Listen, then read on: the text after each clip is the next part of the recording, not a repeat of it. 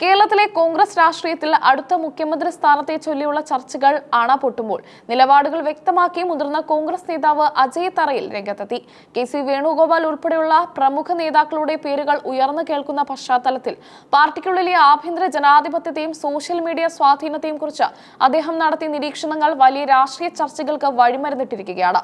AICC general secretary K C. Venugopal മുഖ്യമന്ത്രി സ്ഥാനത്തേക്കുള്ള മത്സരത്തിൽ ഉണ്ടോ എന്ന ചോദ്യത്തിന് അക്കാര്യം തനിക്കറിയില്ല എന്നായിരുന്നു അജയ് തറയിലിന്റെ മറുപടി.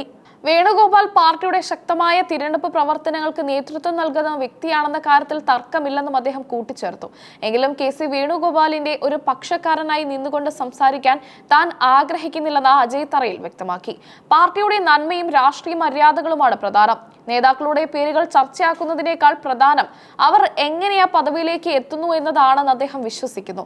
മുഖ്യമന്ത്രിയാകാൻ നിലവിൽ MLA ആയിരിക്കണമെന്ന വാദത്തെ ചരിത്രപരമായ വസ്തുതകൾ നിരത്തി അദ്ദേഹം തള്ളി. കേരളം കണ്ട വലിയ നേതാക്കളായ A.K. ആന്റണി, E.K. നായനാർ തുടങ്ങിയവർ മുഖ്യമന്ത്രിമാരായപ്പോൾ സഭാ അംഗങ്ങളായിരുന്നില്ല എന്ന കാര്യം അദ്ദേഹം ഓർമ്മിപ്പിച്ചു. പിന്നീട് ജനവിധി തേടി സഭയിൽ എത്തുകയായിരുന്നു അവർ ചെയ്തത്. അതുകൊണ്ട് തന്നെ മുഖ്യമന്ത്രി സ്ഥാനത്തേക്ക് ഒരാളെ പരിഗണിക്കുമ്പോൾ അയാൾ നിലവിൽ MLA ആണോ എന്നത് ഒരു പ്രശ്നമല്ല. ജനാധിപത്യപരമായ കീഴ്വഴക്കങ്ങൾ പണ്ടേ നിലവിലുണ്ട്. എന്നാൽ അന്തിമമായ തീരുമാനമെടുക്കേണ്ടത് തിരഞ്ഞെടുക്കപ്പെട്ട MLA-മാരാണെന്ന് അജയ് തറയിൽ ഉറപ്പിച്ചു പറഞ്ഞു. സോഷ്യൽ മീഡിയയിൽ ഉയർന്ന ചർച്ചകളെയും അഭിപ്രായ പ്രകടനങ്ങളെയും അദ്ദേഹം പൂർണ്ണമായും തള്ളിക്കളഞ്ഞു. ഫേസ്ബുക്കിലും ഇൻസ്റ്റഗ്രാമിലും ലൈക്കുകൾ കിട്ടുന്നത് നോക്കിയല്ല ഒരാളെ മുഖ്യമന്ത്രിയാക്കേണ്ടത്. സോഷ്യൽ മീഡിയ പറയുന്ന ആളെ മുഖ്യമന്ത്രിയാക്കാൻ കഴിയില്ലെന്ന് അദ്ദേഹം ആവർത്തിച്ചു. നിലവിൽ ചർച്ചകളിൽ ഉയർന്ന പല നേതാക്കളുടെയും ട്രാക്ക് റെക്കോർഡ് പരിശോധിക്കാൻ താൻ ആളല്ലെന്ന് അദ്ദേഹം പറഞ്ഞു. തന്റെ സമകാലികരായ ആളുകളെ കുറിച്ച് മാത്രമാണ് കൃത്യമായ അറിവുള്ളത്. നേതാക്കളുടെ വ്യക്തിപ്രഭാവത്തെക്കാൾ അവരുടെ രാഷ്ട്രീയ പശ്ചാത്തലമാണ് താൻ വിലയിരുത്തുകയെന്നും അദ്ദേഹം വ്യക്തമാക്കി. മുഖ്യമന്ത്രി സ്ഥാനത്തേക്ക് കെ.സി. വേണുഗോപാൽ, പ്രതിപക്ഷ നേതാവ് V.D. സതീശൻ, മുൻ പ്രതിപക്ഷ നേതാവ് രമേശ് ചെന്നിത്തല എന്നിവരുടെ പേരുകൾ പ്രചരിക്കുന്നത് കോൺഗ്രസ് പ്രവർത്തകരിലൂടെയല്ല എന്നതാണ് അജയ് തറയിലിന്റെ പ്രധാന ആരോപണം. ഇതിന് പിന്നിൽ വലിയൊരു ഗൂഢാലോചന ഉണ്ടെന്ന് അദ്ദേഹം സംശയിക്കുന്നു. PR വർക്കുകളുടെ ഭാഗമായി പ്രവർത്തിക്കുന്ന ഫേക്ക് ഐഡികളാണ് ഇത്തരം പ്രചാരണങ്ങൾക്ക് പിന്നിൽ. ഇതിനു പുറമെ കോൺഗ്രസിനുള്ളിൽ ഭിന്നതയുണ്ടാക്കാൻ CPIM, DYFI, സൈബർ വിങ്ങുകൾ ഈ ചർച്ചകളിൽ നുഴഞ്ഞു കയറുന്നുണ്ടെന്നും അദ്ദേഹം കുറ്റപ്പെടുത്തി. K. സുധാകരൻ, ഷാഫി പറമ്പിൽ തുടങ്ങിയവർ മുഖ്യമന്ത്രിയാകണമെന്ന് ആവശ്യപ്പെട്ടുള്ള പോസ്റ്റുകൾ സോഷ്യൽ മീഡിയയിൽ പ്രചരിക്കുന്നുണ്ട്. എന്നാൽ താൻ ഏതെങ്കിലും ഒരു വ്യക്തിയുടെ പേര് മനസ്സിൽ കണ്ടല്ല തന്റെ നിലപാട് അറിയിക്കുന്നതെന്ന് അദ്ദേഹം പറഞ്ഞു. രാഷ്ട്രീയത്തിന്റെ അന്തസ്സും ആദർശവുമാണ് ചർച്ചയാകേണ്ടത്.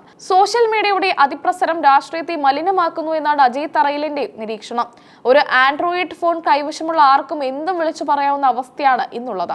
ഇത് ഗൗരവകരമായ രാഷ്ട്രീയ ചർച്ചകളെ വഴിതിരിച്ചുവിടുന്നു.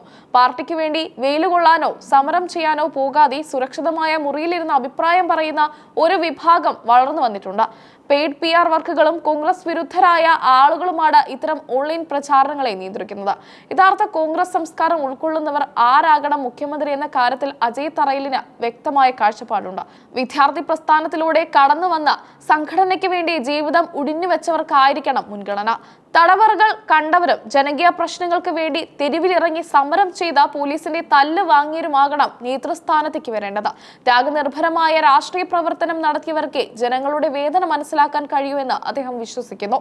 തങ്ങളുടെ കാലഘട്ടത്തിലുള്ള നേതാക്കൾ എങ്ങനെയാണ് വളർന്നു വന്നതെന്ന് പുതിയ തലമുറയ്ക്ക് അറിയില്ലെന്ന് അദ്ദേഹം ഖേദപൂർവ്വം പറഞ്ഞു.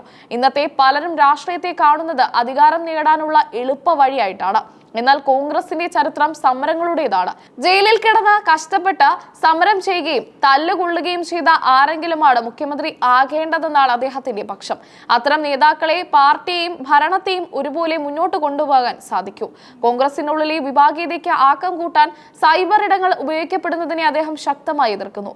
പാർട്ടിയുടെ ഭാവിയെ തകർക്കുന്ന ഇത്തരം പ്രവണതകളെ പ്രവർത്തകർ തിരിച്ചറിയണമെന്നും അദ്ദേഹം ആഹ്വാനം ചെയ്തു. അജയ് തറയിലിന്റെ ഈ പ്രസ്താവന കോൺഗ്രസ് വൃത്തങ്ങളിൽ വലിയ ചലനമുണ്ടാക്കിയിട്ടുണ്ട്.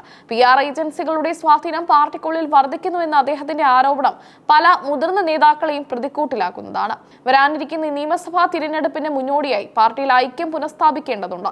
അതിന് സോഷ്യൽ മീഡിയയിലെ തള്ളിക്കയറ്റങ്ങളല്ല, മറിച്ച് അടിത്തട്ടിലെ പ്രവർത്തനമാണ് വേണ്ടതെന്ന് അജയ് തറയിൽ ഓർമ്മിപ്പിക്കുന്നു.